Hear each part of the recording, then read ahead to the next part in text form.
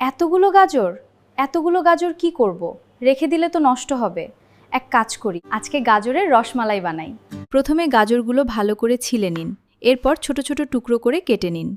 ব্লেন্ডারে গাজর, চিনি এবং দুধ দিন। এবার ভালো করে ব্লেন্ড করে নিন। একটা পাতিলে সামান্য ঘি নিন, ঘি গরম হলে ব্লেন্ড করা গাজর দিন। এবার সুজি আর গুঁড়ো দুধ দিয়ে নাড়ুন। গাজর চাপা হলে নামিয়ে নিন। গাজরের মিশ্রণটি নিন, হাতের তালুতে রেখে চাপ দিন, গোল করে লাড্ডু বানান। এভাবে সবগুলো তৈরি করুন। ব্লেন্ডারে চিনি, এলাচ এবং জাফরান নিন। পাতিলে দুধ ভালোমতো জাল দিন। এবার চিনি ও জাফরানের মিশ্রণটি ঢেলে দিন। তারপর পাউডার দিয়ে ভালোমতো মেশান।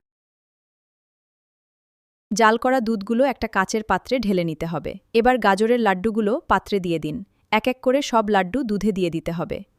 তারপর এগুলোকে ঠান্ডা করে নিতে হবে। ওপর কিছু কাজু এবং কাঠবাদাম দিয়ে ওপরে সাজিয়ে নিতে পারেন। হয়ে গেল গাজরের রসমালাই।